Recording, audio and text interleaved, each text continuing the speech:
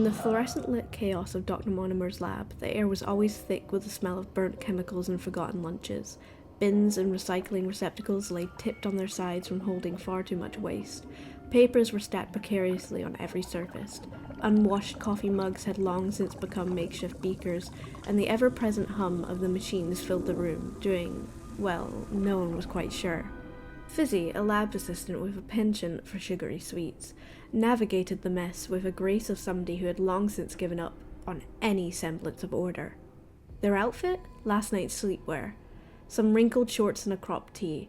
Their hair hung messily around their tired face, obscuring one eye. Lord have mercy if any inspectors showed up. This place was a biohazard waiting to happen. They wandered around like a zombie, their one revealed eye scouring the lab for snacks. Fizzy's stomach was ravenous, and their sugar craving was unrelenting. Then something caught their eye. A half-finished soda can on Dr. Monimer's desk. A smirk played on their lips. "Morty, you're slipping," they muttered to themselves, knowing full well the scientist wouldn't hear them over the blaring 80s rock music blasting from his ancient boombox. Dr. Mortimer was hunched over a microscope, muttering something about shark DNA and unethical as he scribbled notes on a napkin. He didn't notice Fizzy's unusual behavior, swiping his soda. It was a well-established tradition in the lab, one that had yet to end in anything worse than a mild sugar rush. With a quick look both ways, they raised the can and took a swig, savoring the fizzy sweetness. But as the liquid trickled down their throat, Fizzy's expression shifted from smug satisfaction to something akin to mild concern. Their stomach gurgled ominously, and a strange tingle spread through their fingers. Before they could process what was happening, Dr. Mortimer looked up, eyes widening in horror, as he noticed the empty can in Fizzy's hand. "Fizzy, tell me you didn't just drink that." Fizzy responded with a half-hearted shrug, the kind that said, "What's the worst that could happen?"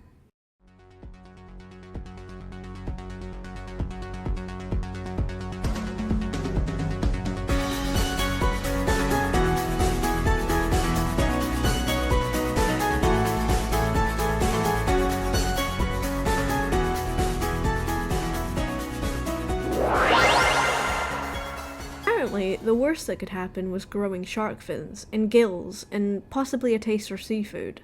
Their hair became translucent, filled with the brown liquid that they just sipped.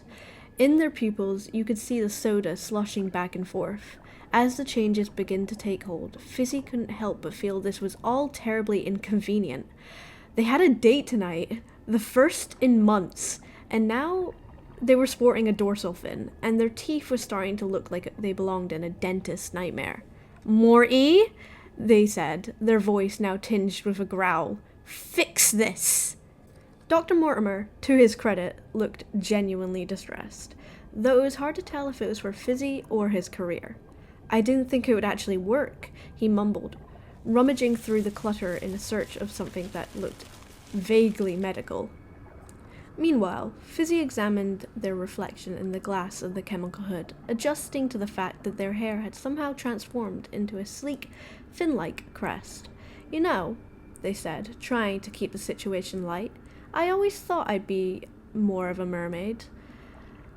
They turned and looked at the shark-like tail, also filled with soda pop.